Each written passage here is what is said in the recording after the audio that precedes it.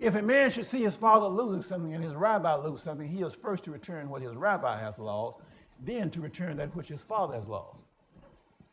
If his father and his rabbi be oppressed with a load, he is first to help his rabbi down, then assist his father.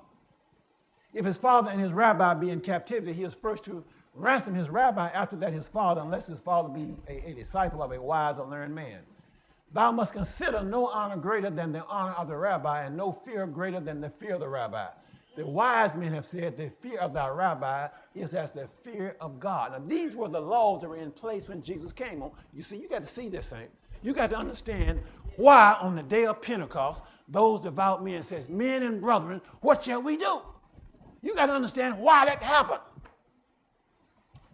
It is forbidden to a disciple to call his rabbi by name, even when he is not in his presence. Neither is he to salute his rabbi, neither to return his salutation in the same manner that salutation is given or returned. Among friends, on the contrary, he is to bow down before the rabbi and say to him with reverence and honor, peace be to thee, rabbi.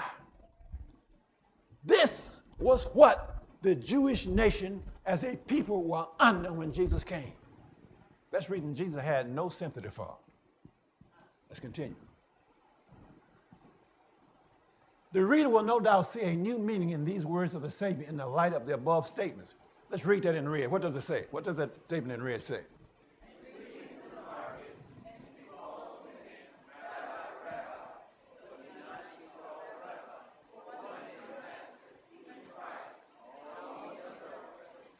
That's Matthew 23, 7 and 8. So when Jesus quoted this, he was referring to the honor that was given to the rabbi. And he was telling the people, don't fall into this trap.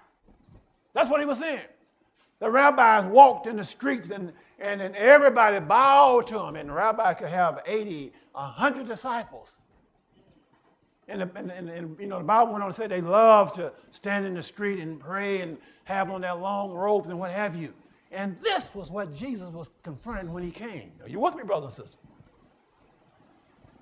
It says here, teaching of the rabbis placed above God's word. They were putting themselves in the place of God to the people. Their sayings were placed upon equality with God's teaching.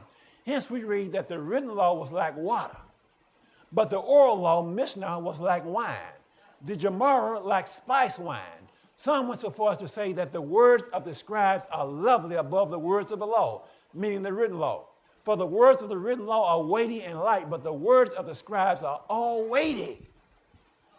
One rabbi, Judah, son of Tamar, said,